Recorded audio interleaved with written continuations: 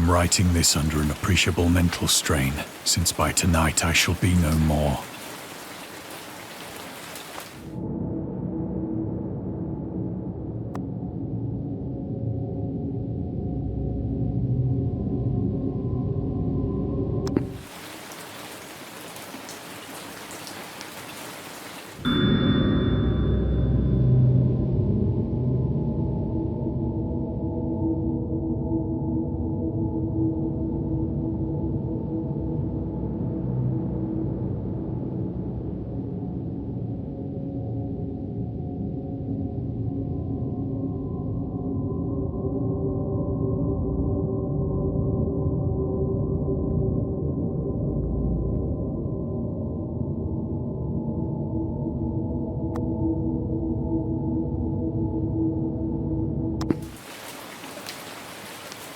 Penniless, and at the end of my supply of the drug which alone makes life endurable, I can bear the torture no longer, and shall cast myself from this garret window into the squalid street below.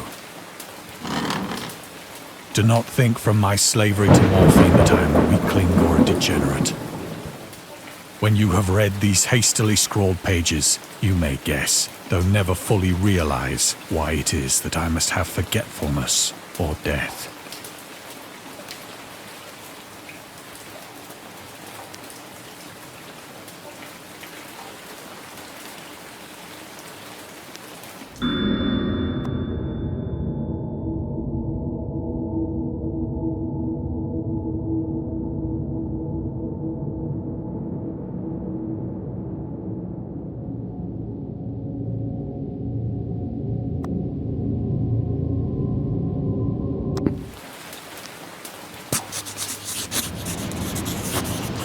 It was in one of the most open and least frequented parts of the broad Pacific that the packet of which I was supercargo fell a victim to the German sea raider.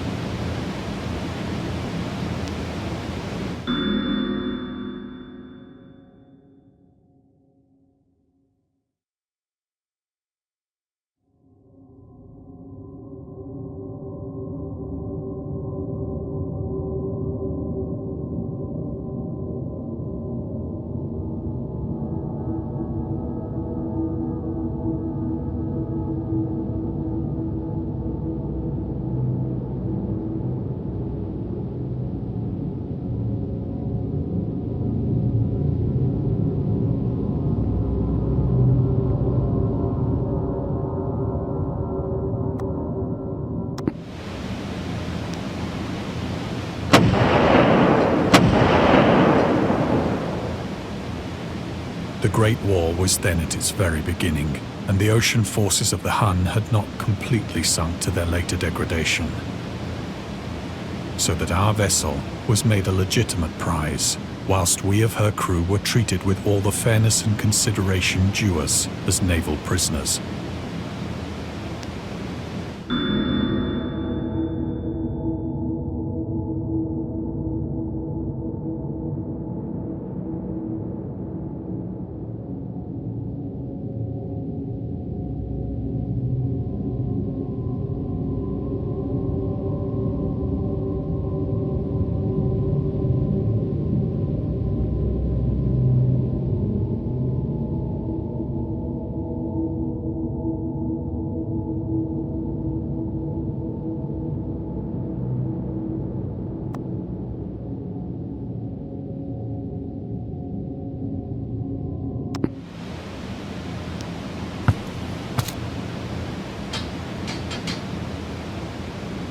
So liberal, indeed, was the discipline of our captors, that 5 days after we were taken, I managed to escape alone, in a small boat, with water and provisions for a good length of time.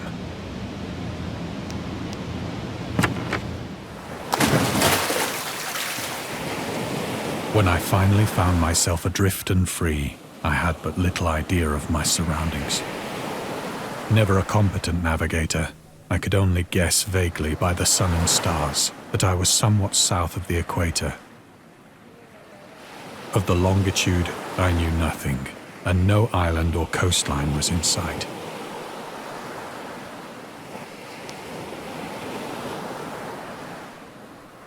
The weather kept fair, and for uncounted days I drifted aimlessly beneath the scorching sun, waiting either for some passing ship or to be cast on the shores of some habitable land.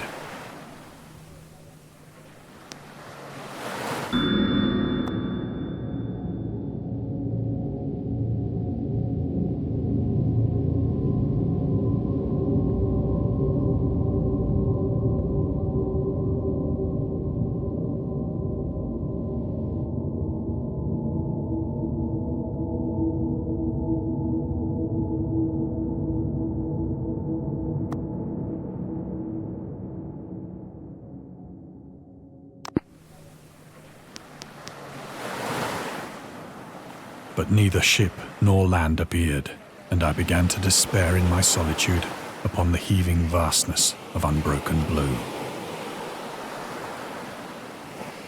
The change happened whilst I slept. Its details I shall never know, for my slumber, though troubled and dream-infested, was continuous.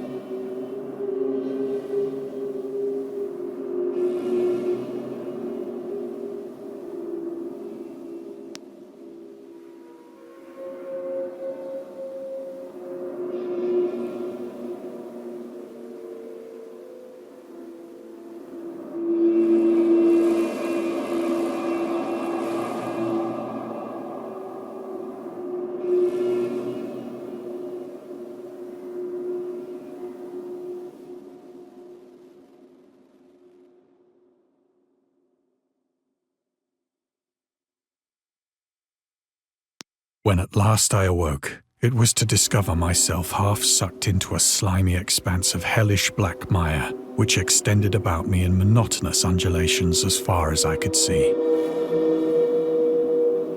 and in which my boat lay grounded some distance away. Though one might well imagine that my first sensation would be of wonder at so prodigious and unexpected a transformation of scenery, I was in reality more horrified than astonished. For there was in the air and in the rotting soil a sinister quality which chilled me to the very core. The region was putrid with the carcasses of decaying fish and of other less describable things which I saw protruding from the nasty mud of the unending plain.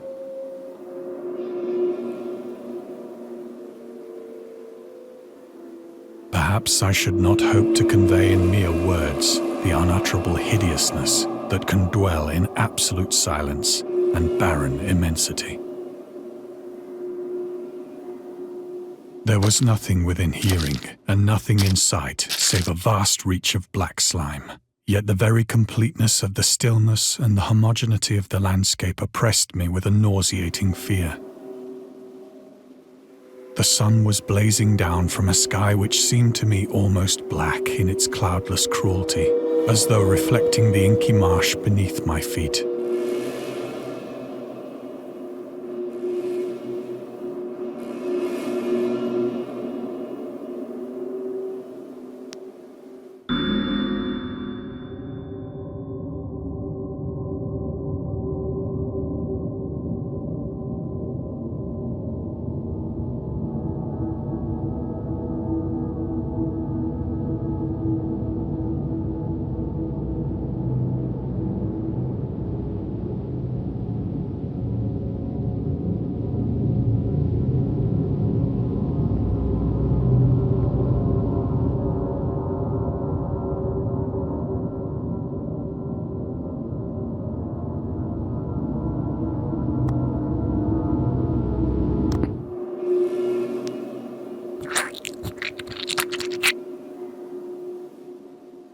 As I crawled into the stranded boat, I realized that only one theory could explain my position. Through some unprecedented volcanic upheaval, a portion of the ocean floor must have been thrown to the surface, exposing regions for which innumerable millions of years had lain hidden under unfathomable watery depths. So great was the extent of the new land which had risen beneath me that I could not detect the faintest noise of the surging ocean, straining my ears as I might. Nor were there any seafowl to prey upon the dead things.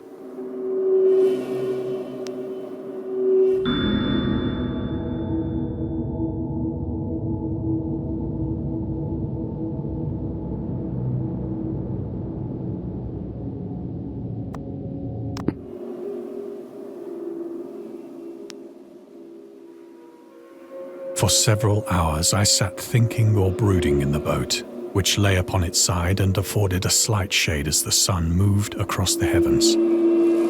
As the day progressed, the ground lost some of its stickiness and seemed likely to dry sufficiently for traveling purposes in a short time. That night I slept but little, and the next day I made for myself a pack containing food and water, preparatory to an overland journey in search of the vanished sea and possible rescue.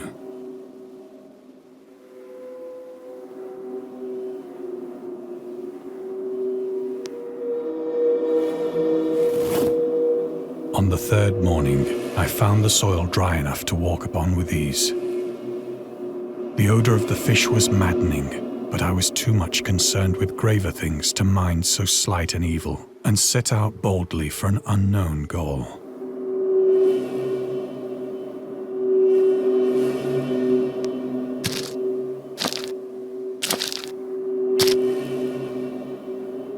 All day I forged steadily westward, guided by a faraway hummock which rose higher than any other elevation on the rolling desert.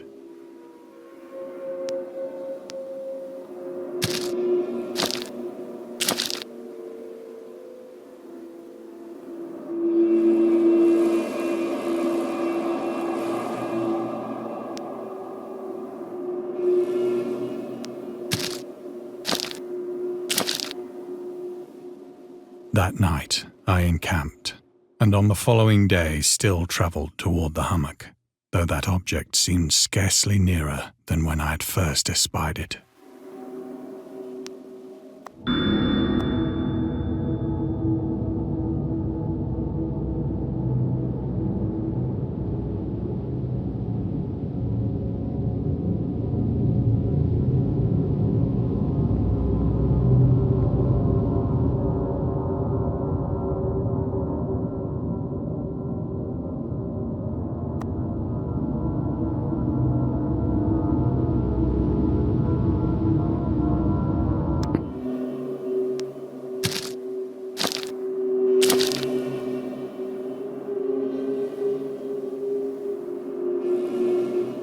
By the fourth evening, I attained the base of the mound, which turned out to be much higher than it had appeared from a distance. An intervening valley setting it out in sharper relief from the general surface. Too weary to ascend, I slept in the shadow of the hill. I know not why my dreams were so wild that night, but ere the waning and fantastically gibbous moon had risen far above the eastern plain, I was awake in a cold perspiration, determined to sleep no more. Such visions as I had experienced were too much for me to endure again. And in the glow of the moon I saw how unwise I had been to travel by day. Without the glare of the parching sun, my journey would have cost me less energy. Indeed, I now felt quite able to perform the ascent which had deterred me at sunset. Picking up my pack, I started for the crest of the eminence.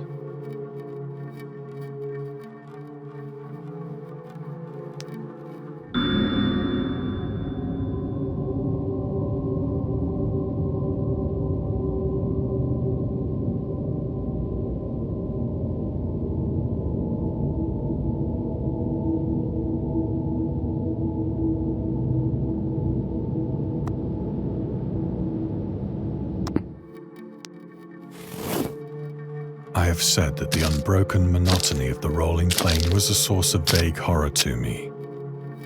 But I think my horror was greater when I gained the summit of the mound and looked down the other side into an immeasurable pit or canyon,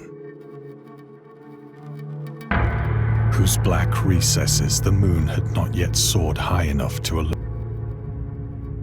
I felt myself on the edge of the world, peering over the rim into a fathomless chaos of eternal night.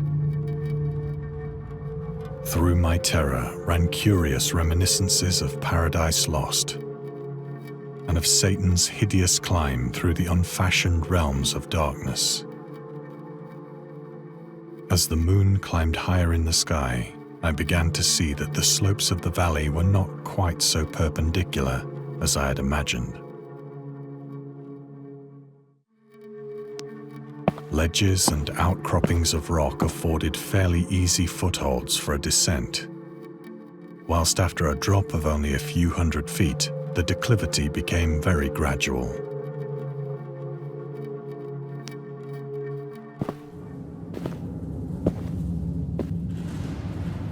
Urged on by an impulse which I cannot definitely analyze, I scrambled with difficulty down the rocks and stood on the gentler slope beneath, gazing into the Stygian deeps, where no light had yet penetrated.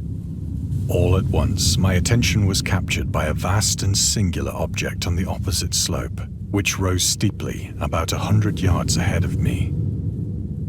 An object that gleamed whitely in the newly bestowed rays of the ascending moon.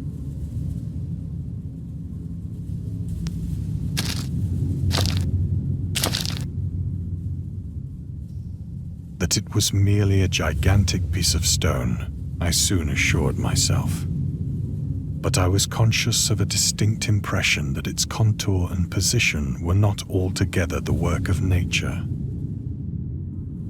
A closer scrutiny filled me with sensations I cannot express. For despite its enormous magnitude, and its position in an abyss which had yawned at the bottom of the sea since the world was young, I perceived beyond a doubt that the strange object was a well-shaped monolith, whose massive bulk had known the workmanship and perhaps the worship of living and thinking creatures. Dazed and frightened, yet not without a certain thrill of the scientist's or archaeologist's delight, I examined my surroundings more closely.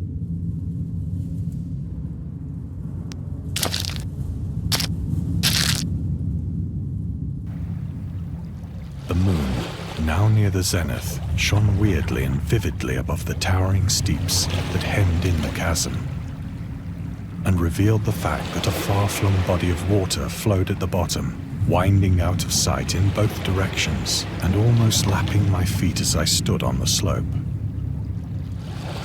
Across the chasm, the wavelets washed the base of the Cyclopean monolith, on whose surface I could now trace both inscriptions and crude sculptures.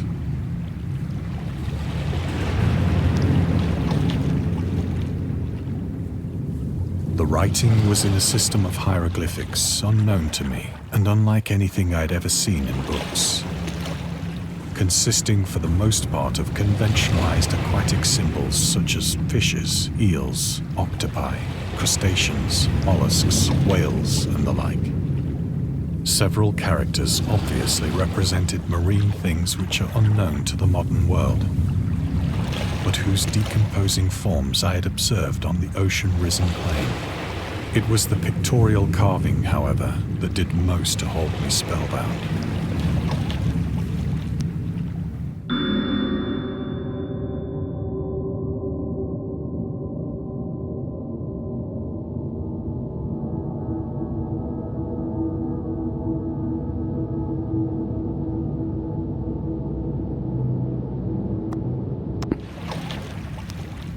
Plainly visible across the intervening water on account of their enormous size were an array of bas-reliefs whose subjects would have excited the envy of a Doré. I think that these things were supposed to depict men, at least a certain sort of men. though the creatures were shown disporting like fishes in the waters of some marine grotto, or paying homage at some monolithic shrine which appeared to be under the waves as well. Of their faces and forms I dare not speak in detail, for the mere remembrance makes me grow faint.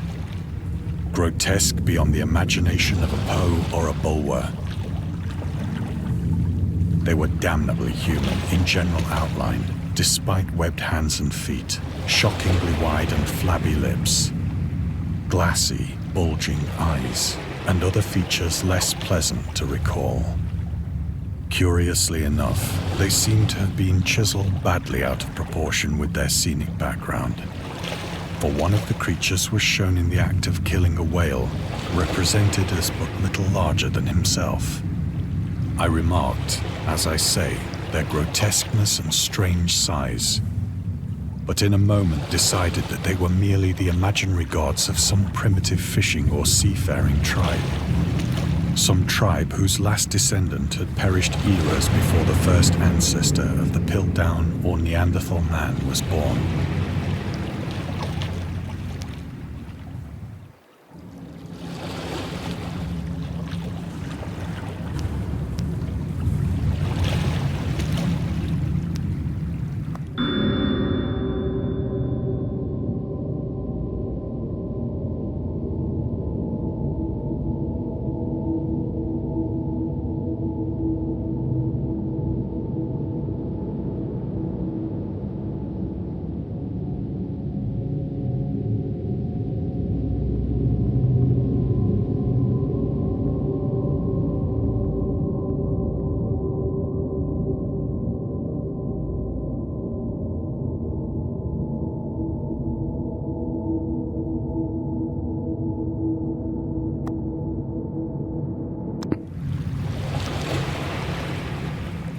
Awestruck at this unexpected glimpse into a past beyond the conception of the most daring anthropologist, I stood musing whilst the moon cast queer reflections on the silent channel before me.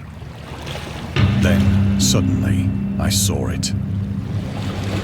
With only a slight churning to mark its rise to the surface, the thing slid into view above the dark waters.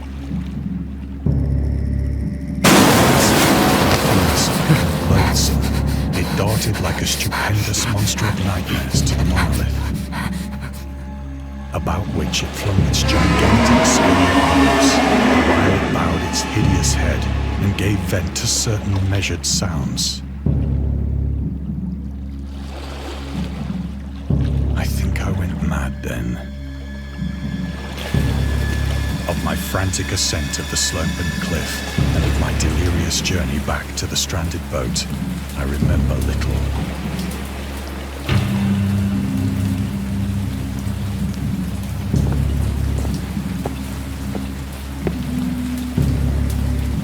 I believe I sang a great deal and laughed oddly when I was unable to sing.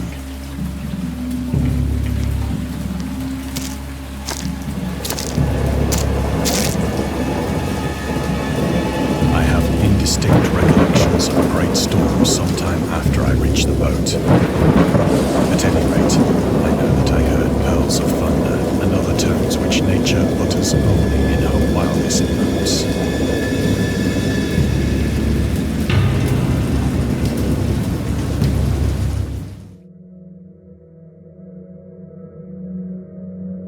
When I came out of the shadows, I was in a San Francisco hospital, brought thither by the captain of the American ship which had picked up my boat in mid-ocean. In my delirium, I had said much, but found that my words had been given scant attention. Of any land upheaval in the Pacific, my rescuers knew nothing. Nor did I deem it necessary to insist upon a thing which I knew they could not believe.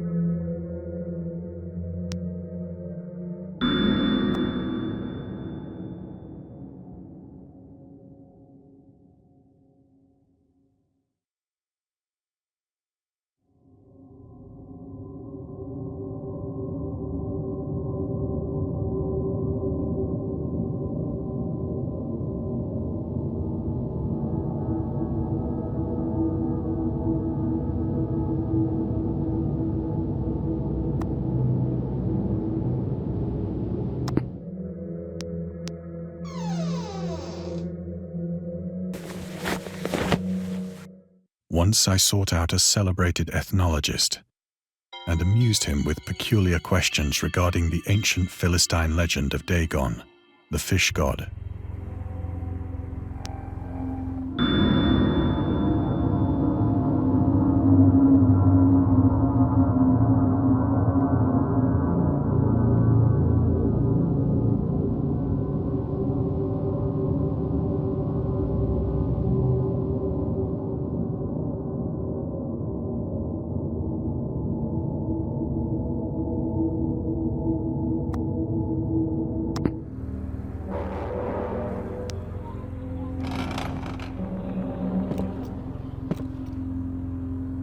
But soon perceiving that he was hopelessly conventional, I did not press my inquiries.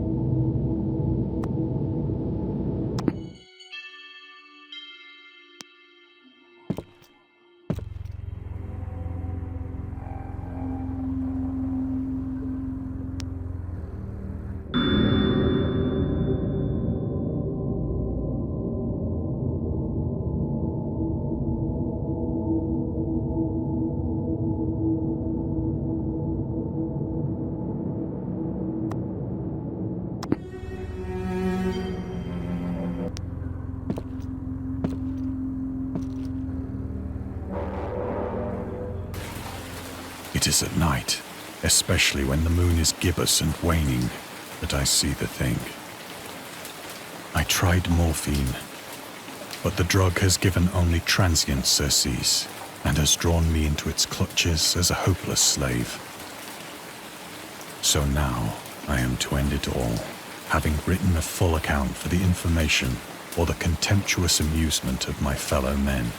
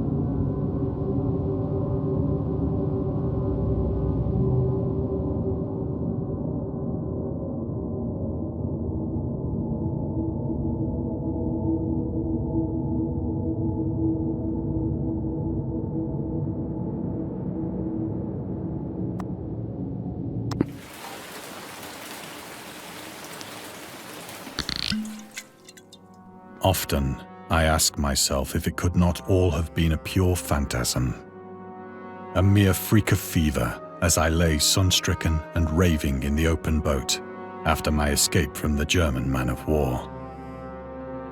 This I ask myself, but ever does there come before me a hideously vivid vision in reply.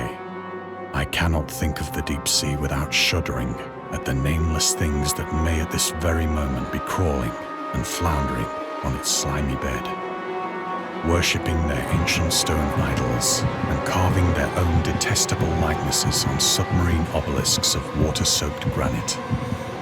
I dream of a day when they may rise above the billows to drag down into their reeking talons the remnants of puny, war-exhausted mankind.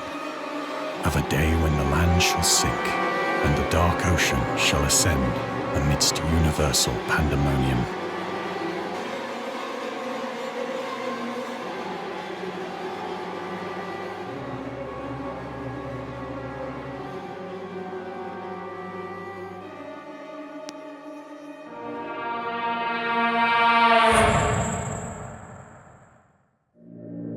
The end is near.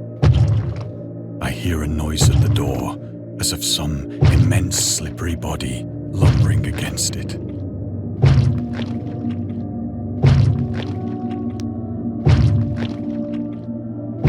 It shall not find me.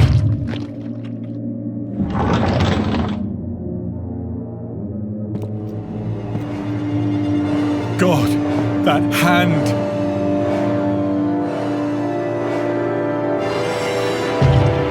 The window! The window!